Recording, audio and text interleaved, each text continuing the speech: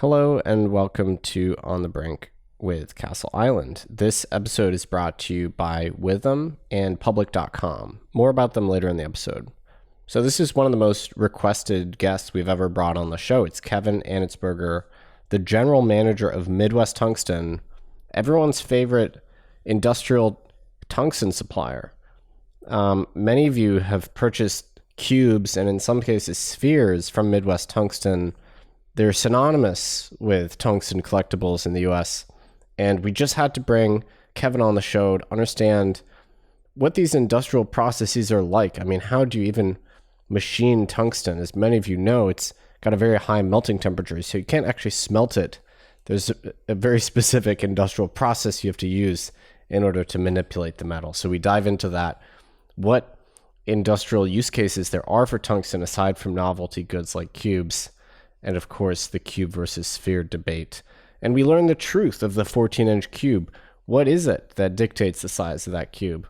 All this in this episode with Kevin Anetsberger of Midwest Tungsten. Let's dive right in. Brought down by bad mortgage investments, Lehman, which has 25,000 employees, will be liquidated. The federal government loans American International Group, AIG, $85 billion. This is a different kind of market, and the Fed is asleep. The federal government is stepping in to stabilize Fannie Mae and Freddie Mac, the two mortgage giants that have been threatened by the housing crisis. The Bank of England has pumped £75 billion more into Britain's ailing economy with a new round of quantitative easing. You print a couple $1 trillion, and all of a sudden people start to worry. So out of this worry, we have something called the Bitcoin.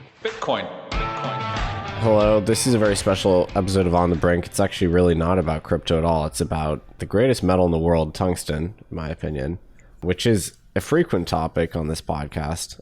We're sitting here with one of the world experts in tungsten manufacturing, the general manager of Midwest Tungsten, Kevin Anetsberger. Kevin, thanks so much for joining us. We're very, very excited to have you with us. Well, I appreciate the invitation, and I'm real happy to be on with you. Thanks for inviting me, and thanks for your interest in tungsten. So I really just have so much I want to know about Midwest Tungsten. I've obviously been a client of yours for many years. I've bought cubes and spheres. But maybe can you just tell us a little bit about the history of the firm? Because as I understand, it's sort of been around for a while, right? Yeah, it's been around since 1958. There was a gentleman named Tom LaBounty who started it. And it was originally not a tungsten firm per se, but they made items out of tungsten that were used in a process called vacuum metallizing, which is a pretty interesting process too. It's the process of using tungsten to heat and boil other metals to make metal steam that then gets condensed out onto other surfaces to coat them. So that's kind of a wild process when you think about that. You would see it in things like auto headlamps or compact discs, things that are shiny and look metallic but might actually be plastic. That's how that metal gets on there. And because tungsten has the highest melting point of any metal, it's the perfect heater to heat other metals and boil them and evaporate them. And so that was the business that he started in. Wow, I already have so many questions about that. Absolutely fascinating. Would that be like galvanizing, like you cover something in zinc, or is that a different process? No, I mean, think about it like steam and condensing on your bathroom mirror, right? It's the same thing, except the steam is metal, and that's used either for decorative purposes, to make toy model parts or cosmetic caps, or like I said, the back of compact discs, or else for functional things like preventing electromagnetic or radio interference in electronic devices, right? Those things all generate noise and they have to be isolated from that. It was not a problem when all your housings were made out of metal. You could just ground to the housing, but everything's made out of plastic now. So you've got to build a cage around that to keep those radio waves in, and metallizing is how you do that. And Midwest Tungsten, is that because you're located in the Midwest? Yeah, I mean, the name of the company originally was Midwest Technical, and they did some other things besides working with tungsten. They manufactured equipment for decorating and assembling plastic items, so printers and welders and things for that plastic decorators and assemblers would use. And then when Mr. LaBounty got to retirement age, he sold that portion of the business off and just kept the metallizing supply side, the tungsten side of it. And Midwest Tungsten grew out of that. Got it. And so what have people used tungsten for historically? Historically, probably the biggest one would be light bulb filaments. So incandescent light bulbs, right? That was the biggest use of it. And there were several large plants in the U.S.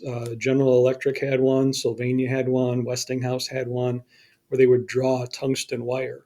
And when I started the business, we actually bought tungsten wire from those companies to create these metallizing filaments. And I mean, given how brittle tungsten is, how is it the case that it's also ductile? Would that be an alloy?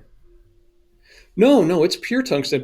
But you obviously know a little bit about tungsten. Tungsten is a crystal, right? And metallically, it's a crystal. It's what they call a body-centered cube. So even molecularly, it's a cube. So, but tungsten wants to fracture along the boundaries between these crystals where they meet. That's where it wants to fracture. So it's kind of a brittle metal. But when you take it and draw it through dies repeatedly, those crystals elongate into fibers. And those fibers, that fibrous structure, is what actually ends up making the wire ductile. It also makes it super strong. Tungsten wire has like one of the highest tensile strengths of any metal you're going to find. I mean, a wire that's 1 or 2 thousandths will have a tensile strength of 300,000 psi, so it can withstand a lot of force. They used to use it as invisible wire in the movies way back before they had CGI, because you could hold heavy stuff and you couldn't see the wire. Wow. So that before they had I don't know what they make them out of now, synthetic materials. Yeah, maybe carbon fiber or something now. Right. But back then, tungsten wire. And so light bulb films or something. Tungsten carbide cutting tools, are still frequently in use. That's probably one of the biggest uses for tungsten, is to make it into a carbide and use that for all your machine tools that are used in industry, machine shops, drills for drilling through rock. Those are all tungsten carbide tips on those. Tungsten's real good radiation shielding. Because it's so dense, it stops X-rays and radiation real well. So it's used in medical equipment. It's used in the particle accelerators, things like that, where they want to guide or direct a beam. It's used in ordnance. So it's heavy, so it makes a really good penetrator or something for a missile or something like that, or armor plate. For safeguarding vehicles, it's used for that purpose as well. Welding rod, probably another big one. Tungsten welding rod, TIG welding. We sell a lot of welding rod here. So pretty diverse client base, it sounds like. It is. We deal with everybody, quite literally, from NASA to NASCAR. I mean, we sell a lot of different industries. What would you say the primary form factor is when where are you in sort of the manufacturing process? Are you creating sort of the finished goods, like the drill tips, or are you more intermediate? We're kind of intermediate to final. A lot of the early processing actually occurs at mine sites. So we can get into that a little bit if you want, because it's kind of an interesting process. Yeah. Because tungsten has the highest melting point of any metal, you can't smelt it. So you think of iron, they put iron ore in a big furnace and they smelt it. And you've seen the videos of these big cauldrons of molten iron spilling into you can't do that with tungsten, because what would you melt it in? Right. So it's got a higher melting point than anything you'd try to put it in. So tungsten's actually refined chemically. So they dig up tungsten ore, maybe like scheelite or wolframite. They grind it up, and then they send it through a series of chemical reactions to extract the tungsten out. And it gets shipped around the world as this chemical called APT, which kind of looks like table salt. It's called ammonium paratungstate, and then they'll take that to a factory that then will turn it into pure tungsten powder. And that powder is what's used then to make solid forms. They put it into presses under very high pressure, kind of make a rough form out of it, and then they put it into a furnace to start to consolidate it. It doesn't ever really melt, but when you take tungsten powder and you put it at a high enough temperature, those little individual particles start to stick together, and eventually you get a solid out of it. So that's how you get the solid by heating up the powder. That's how it transfers from powder to.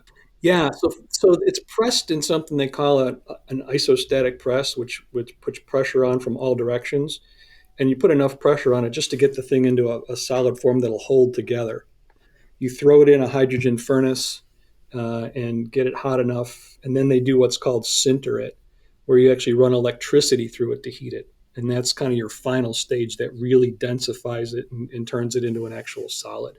Is there a limit to the size of the, I don't know what to call them exactly, but I presume the press, you're kind of bounded by the volume that the press can take. That's exactly right. And the tonnage of the press, right? What it's capable of putting together. And the larger the form, the harder it is to get a good uniform compaction of this stuff to make sure you end up with a solid that doesn't have voids in it or something like that. So you're absolutely right. There's definitely a size, and that's where we get into the largest size cube we could make, right?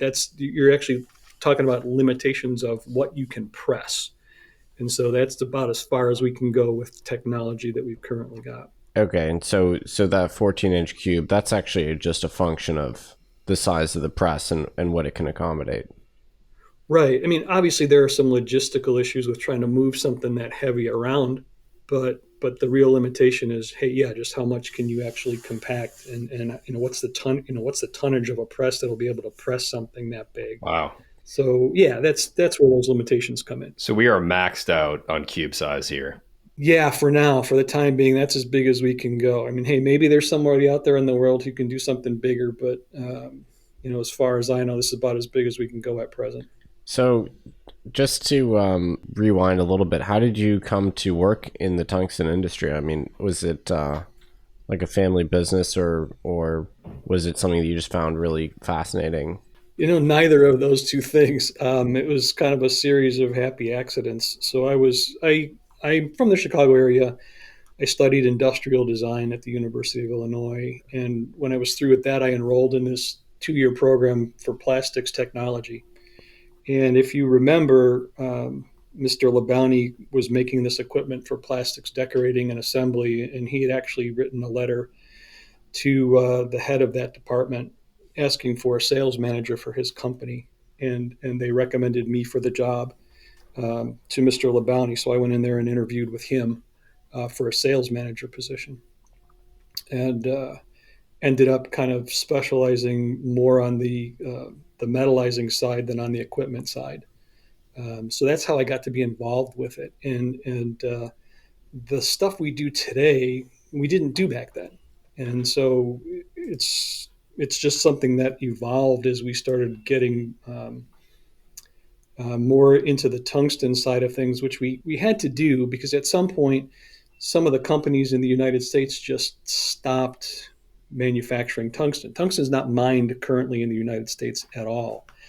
And so we really had to spend a lot of time developing sources worldwide. And while we were doing that, we kind of realized, hey, there's a lot more products than these wire things that we make. There's a lot of other things we could do. And so that's how we kind of got involved in other areas of tungsten manufacturing. Where in the world is it mined? So there's primarily 5 main sources around the world of tungsten: the U.S., Canada, Russia, China, and Bolivia. Got it. And have you been affected by supply chain disruptions? Yeah, we have. I mean, it's again, there's no mining that currently is going on in the U.S. or Canada, and there really hasn't been in decades. So we're reliant on what we can get from from Europe, from Russia, from China. There's not so much happening in Bolivia right now. And yeah, we have had some supply chain disruptions. We do get a lot of material by air, but some of the stuff that we get by sea has definitely been impacted.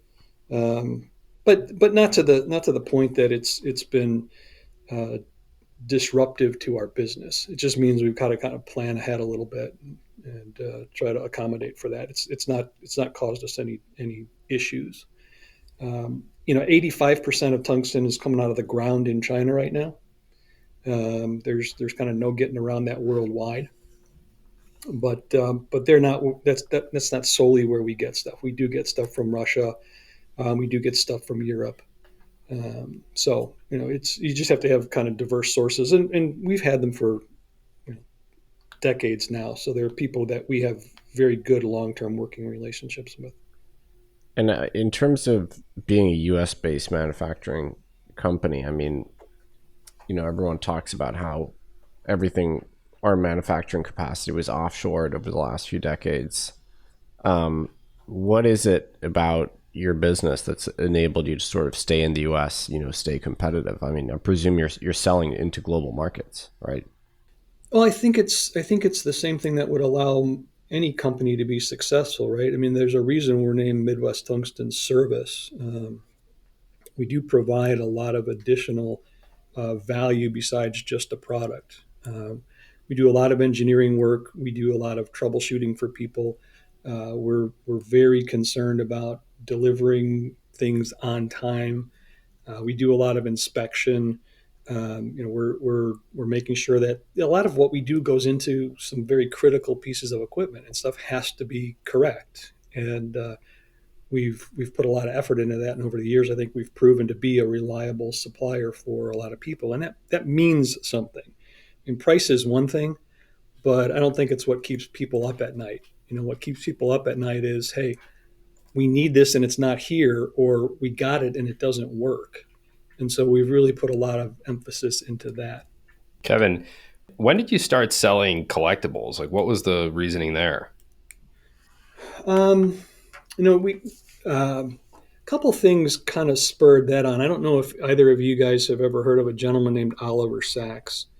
Oliver Sacks was there was a movie about his life. Robin Williams played him. The movie was called Awakenings. He's written a bunch of books. He's unfortunately deceased now, but he was an interesting guy. He was a neurologist, but also a real lover of different physical disciplines, and he would write about them. And he wrote a book called Uncle Tungsten, which was about his uncle back in England who ran a tungsten factory. And Oliver came to visit us, and just seeing how interested he was and how much joy he got out of being back in the presence of that particular material was kind of a first awakening for us, right? That, hey, people really get joy out of physically interacting with this stuff. And certainly when we have customers in and people would handle stuff, you get that kind of astonished reaction. You guys certainly are aware of it. I mean, you've handled it. You get that first time where it's just sort of amazes you. And so we thought, hey, is there a way we can kind of allow more people to experience that? And so the cube thing was sort of a good way to do that, right? Easy to machine for us, easily to package and transport and get in front of people. And the early reactions we got to it were very positive, and that kind of encouraged us. So that's fascinating. Here I am thinking that my partner Nick Carter is the original cuber, but it sounds like we owe a great deal of gratitude to Mr. Sacks. If you ever want to read a great book, I mean, I highly recommend that book. I really, really do. Yeah, but you know what? We owe a ton to Nick. I mean, I've worked here for 35 years trying to get people to appreciate it, and I couldn't manage to do in 35 years what you were able to do with a couple tweets. So hey, thanks very much. I mean, it's more just the crypto community has this, incredible ability to generate hype out of nothing, basically. But yeah, I mean, when did you start selling the collectibles? Somewhere around, I think, 2015. So we do the cubes, but we do some other stuff too. The spheres as well. Yeah, yeah. And some other things beyond that. I mean, we can talk about those if you want a little bit. We've got some fidget spinner weights that are absolutely killer. You want a fidget spinner to run for like 5 minutes? Wow. So, I mean, who were the primary buyers of the novelty products that you're producing? Do you do any market segmentation there? Yeah, I mean, we haven't tried to market toward anybody in particular. We just put them out there, and people sort of found them. It's not like we tried to market it to anybody in particular. We always thought they'd make great like corporate gifts or something like that because just because they're of their novelty and because you can sit it on your desk and you can engrave it and all the things that kind of make up a good corporate gift like that. But at the price point, it was hard to get somebody interested. Like, oh yeah, we give out pens and we give out bottle openers. This is a whole different level, and so it's kind of hard really to just generate interest in that space for us. So we decided to put them on Amazon, and maybe somebody would come across them.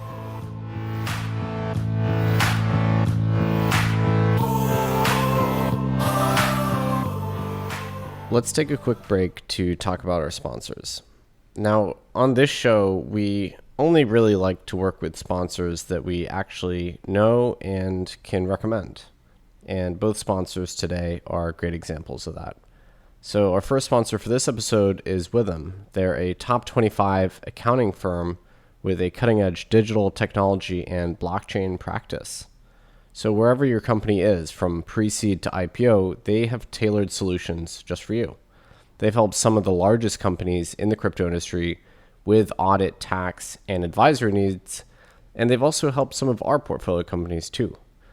To learn more about their advisory, audit, and tax services, go to onthebrink.link/witham. That's onthebrink.link/witham.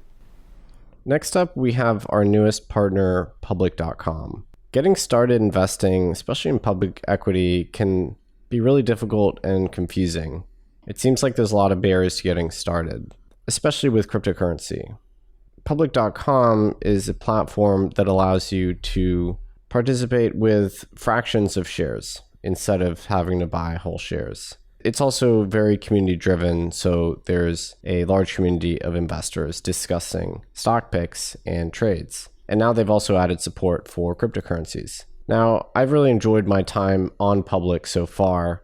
One of the things I really like are the audio discussions, Public Live, where you have public market CEOs and equity analysts sharing their views on particular stocks and themes. It's been a really interesting experience so far, and I like that there is public equity alongside cryptocurrency. Now, one of the interesting things about public.com is that they take the privacy of the community really seriously. They don't participate in payment for order flow, which is a common practice in which the brokerages actually sell your trades to third parties. Instead, they route your trades to the exchanges directly, so there is no middleman. You can start investing with as little as $1 and get a free slice of stock up to $50 when you join public.com today. Visit public.com/onthebrink to download the app and sign up. That's public.com/onthebrink. Now, this is valid for U.S. residents age 18 and over. It's subject to account approval. See public.com/disclosures. This is not investment advice. And so you've had sort of spikes in demand for the cubes before, right? They would catch on in a specific community. We have, nothing that compares to this one really, but we've had some spikes based on either like a physics blog post or something in Y Combinator's Hacker News or something like that. So then those are typically little nice little blips, last a week or so, and then kind of fade away. This is the first time we've had anything that's really kind of had this much legs underneath it. Well, that Australian YouTuber account, How Ridiculous, they did a show with your cube. Several. Yeah. Was that like a partnership, or did they just seize upon the idea? That was not a partnership, and actually, we really can't do that. Just kind of for liability purposes, we can't endorse somebody dropping this thing off of. I mean, they probably did the safest one I've seen because they've got a tower that's specifically built for that, and it's limited access, and so that's great. But we really can't promote dropping this thing 40 meters down. And stuff. But it's fun to watch. Yeah. And, I mean, they're the pros of dropping heavy objects from large heights. Yeah. That's I think my favorite video, there's actually the second one where they tried dropping stuff onto the cube to destroy it. And they put it on a big iron plate and dropped, I think, a 600-pound steel fist onto it. And basically just drove the cube right through this steel plate. Didn't really bother the cube too much, but Of course. I kind of like that one.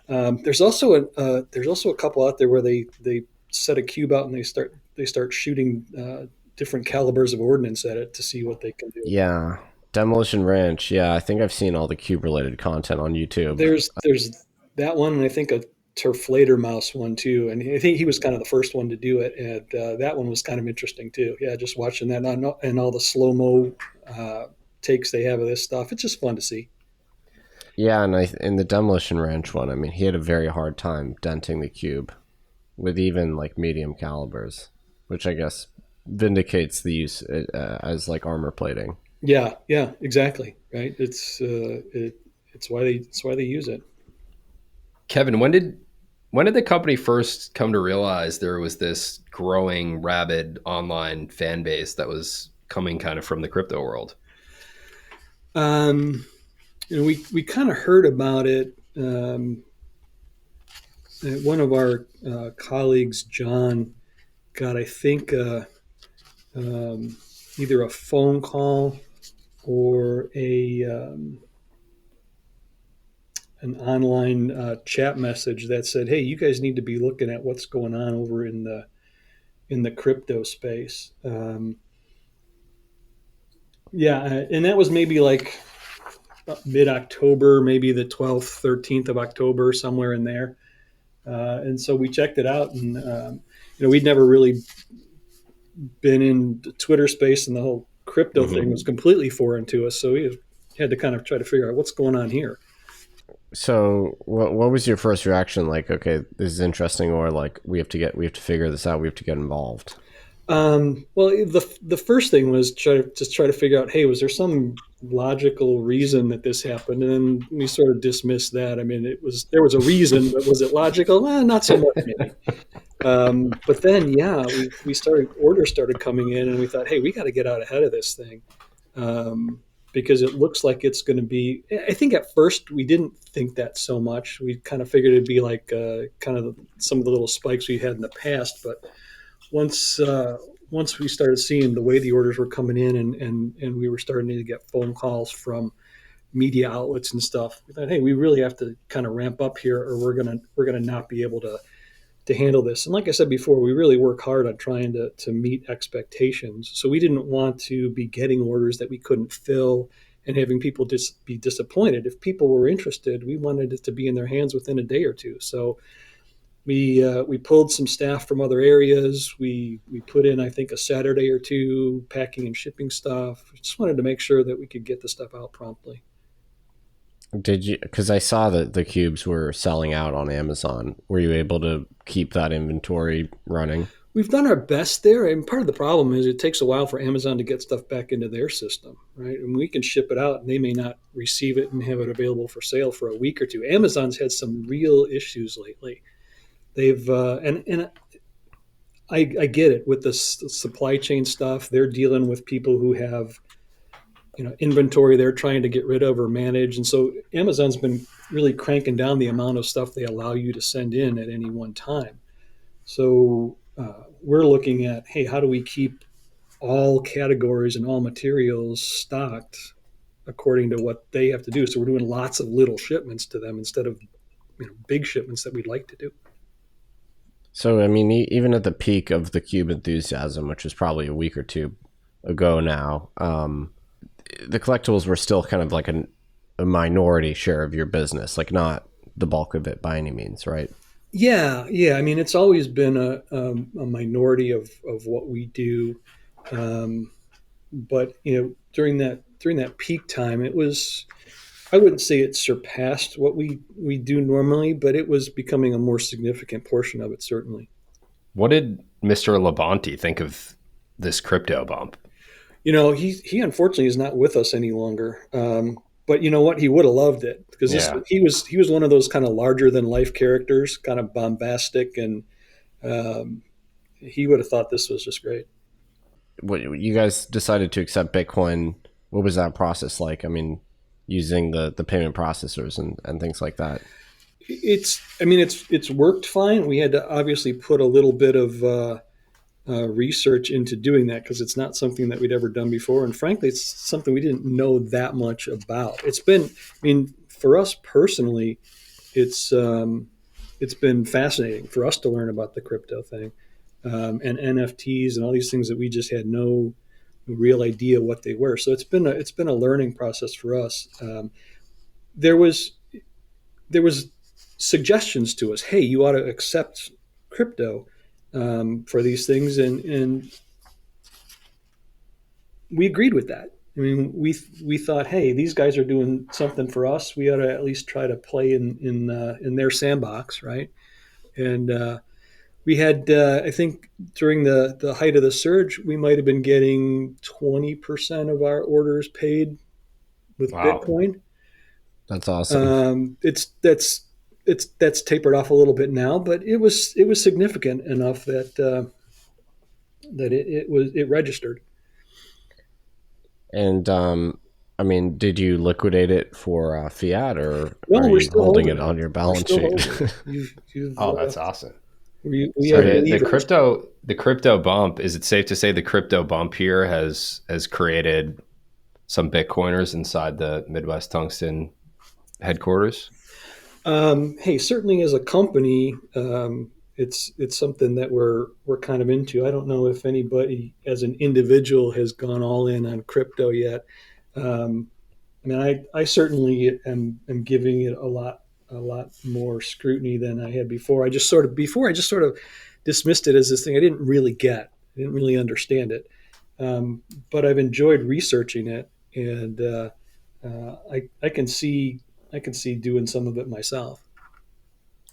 So was this when the press started calling? I think I saw. I mean, I know the WSJ did an article, and certain other press outlets. I know Bloomberg covered it. When you started getting these calls, was this the first time Midwest Tungsten had appeared in the financial press, or had there been other tungsten related stories that you'd featured in? The only time we've ever been featured in anything was just maybe something minor as some background research for something. We'd never been the focus of any stories before, so this was very new to us. And did you? Because my view was that sort of the journalists were being a little playful to pick up the story. Because I mean, I don't know how newsworthy it is that people were buying a lot of cubes. But yeah, I mean, what was your attitude to that? Was it just entertainment, or was it like cool to get your name in print and things like that?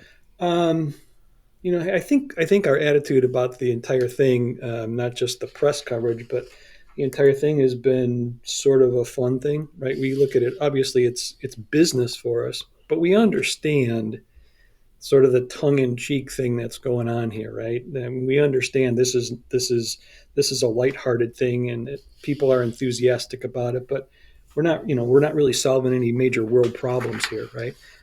So we get that part of it, and we get the sort of the press interest in it. Um, the the the the press coverage. I think they look for interesting or unique angles, right? How do we get in?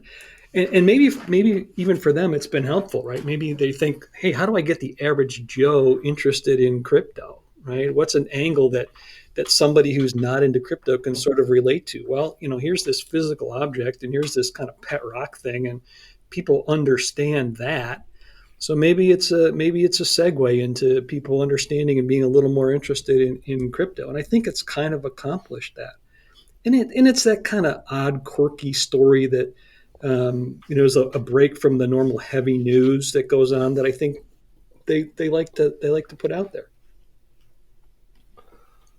So this is an important thing I have to ask because I read some articles about tungsten. It turns out you probably don't want to ingest it in really any quantity, I think. I could have told you that, Nick. So technically speaking, it's not like a metal that humans, it's it's toxic to humans, right? No, not really. Actually you require a little bit of it as a mineral. It's not going to cause you any harm handling it. It's not toxic in that way. It's not like if you touch it and put your hand in your mouth, it's going to hurt you in any way.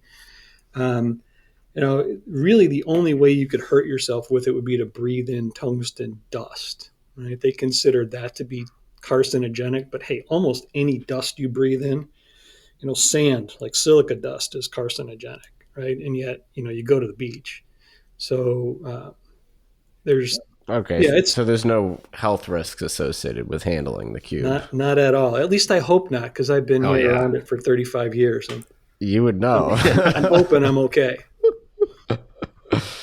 But you guys deal with the dust, right? Or you're getting it in its kind of powdery form, right? Yeah, well, I mean, obviously you take precautions about that, right? So, nobody handles any tungsten powder that doesn't have respiratory equipment or anything like that. Once it's in solid form, it poses no threat to anybody, unless you drop it on your foot.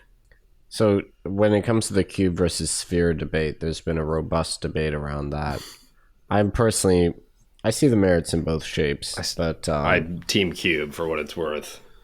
I mean, the cube is less likely to roll off your desk and break your toe. So, do you have a stance on that, Kevin? Hey, personally, I like the spheres. It's got a great hand feel to it. Wow. Okay. But I take your points, right? And so, maybe you have to do both. Maybe it's going to be controversial. The meme more focuses on the cubes. It definitely does. And I get that. I like the spheres too. I get that. And I wouldn't. You're not going to catch me running down cubes at all. What is the optimal cube size, do you think? I'm holding my 1-inch cube in my hand right now, but do you think there's an optimal size that really, lets you really fully understand the density? Yeah, I mean, I think there's when you get to either extreme, either like really small or really large, doesn't do as much good for you, right? Really large, you can't even pick the thing up, and really small, it's really not enough to kind of. Yeah. So I mean, I would say maybe like 2.5 inch, kind of the optimal size, right? You really get a feel for just how heavy this stuff is, and you can start to imagine what it would be like if it was a larger piece. But yet you can still pick it up and manipulate it, and it's a size that you can hold in your hand. In terms of the NFT, how long? Because the NFT stuff is, I would say, a little more complex maybe than just accepting Bitcoin. So what was it like how did you kind of settle on the idea of doing this sort of cube redeemable NFT? We had a lot of inquiries about larger cubes, right? So the largest we had offered was 4-inch. And we had some people inquire about 5, 6, and 7, which we were able to do. But by the time you're at a 7-inch cube, that's 232 pounds. So that, right there, you go from a 4-inch cube that's 42 pounds to a 7-inch cube that's 232. I mean, this starts getting heavy real quick. But yet people were still kind of interested in, hey, what's the biggest cube you can make for us? What's the biggest, could people just want to have bragging rights? So we came up with that, and then, we told them how heavy it was. And then there was just all kinds of logistical issues with actually delivering something that's that small and that heavy. And the people who were interested were kind of at that point, well, gosh, I'm really interested, but I have no way of handling that. I had no way of receiving it. I have no way of doing that. So that was kind of the genesis of the NFT idea, right? It was something we could still create and that someone could still own in a sense, but they wouldn't have to deal with the hassle of actually physically taking possession of it. Tungsten DAO won the auction. have they made any statements as to whether they plan on redeeming the NFT for the cube, or do you think they're just going to hold the NFT? Well, as far as I'm aware, up to this point, it seems as if they're going to hold the NFT. And, you know, what I don't understand about NFTs would fill a book, right? So, I'm maybe not the person to ask about that, but it seems to me that it might have more value for them as an NFT than it would as an actual object. Yeah, I mean, I was just going to say, I think maybe I wasn't aware of this in the marketing of the NFT, but I think the value of that NFT has to be going up, knowing that 14 inches is kind of where we're maxing out from a manufacturing capability perspective. Well, we'd have to see trades in and the NFT doesn't circulate, so we wouldn't know if the value went up unless they fractionalized it. And I wouldn't be surprised if that would occur, but we don't have any insight into that. They've not shared their plans with us. So have you physically made the cube at this point? Not yet. We're working on it. Something of that magnitude takes a while to plan for and put together. So, but it's in process. So we've had you for a long time here. You've been generous with your time. My last question is simply, are there other metals that you really like aside from tungsten? Yeah. I mean, look, I'm not a metals freak by any means, right? I don't spend a lot of time thinking about this, but I think there's a couple other interesting metals out there. I kind of like bismuth. It makes some really great crystals. I don't know if you've ever seen crystalline bismuth before, but really unique kind of otherworldly sort of structures, right? It looks like something out of the Borg or something, kind of neat. I like mercury just because it's the only metal that's liquid at room temperature. That's kind of cool. And then there's this metal called gallium, which is actually a solid at room temperature, but has a real low melting point. There's been kind of you can probably find it on YouTube where they make spoons out of gallium and they melt when you stir your coffee with them. Right. What about osmium? People keep bringing up osmium and saying it's heavier than tungsten. It's more dense than tungsten. Yeah, it's true, right? I mean, tungsten is not the most dense metal out there. It's up there, but it's just ever so slightly less dense than gold. It's less dense than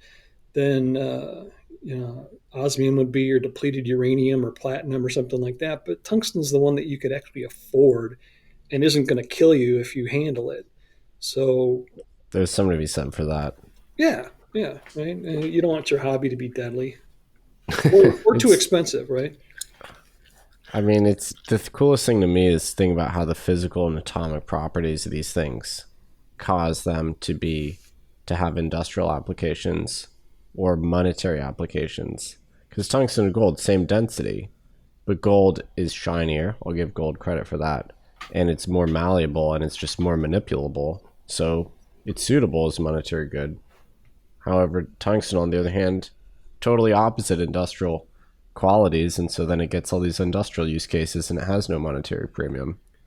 Yeah, it doesn't exist as a pure metal in nature, right? So gold obviously discovered and used much earlier because it was very easy to refine and it stood out because of its coloration and stuff. So early adoption, right, gave it this place. And it's easy to turn into jewelry and all those fun little things that people like to have. So I certainly see the value in gold, and I wouldn't think to imply that tungsten has equal value, but it is important. I mean, it's in a lot of things that you just don't know about. Do you happen to know what the quote-unquote market cap of tungsten would be if you took the above ground stock and multiplied it by the value per ounce? No, I really don't. I'll have to figure that out. Well, that wraps it from us, I think. This has been very informative. I feel like I know so much about tungsten now. Obviously, we're fans of your product, so thank you for creating those. Sure. I'm also glad to hear that it's not toxic because I thought it might be. So. You're safe. You're good to go. And hey, thanks for having me on the show. I really appreciated it. And thanks for everything you've done for the company and just for for bringing awareness to the metal. Appreciate that. Yeah, I mean, credit is due to tungsten at the end of the day. It's just great metal, great properties. Blows all the other metals out of the water, in my opinion.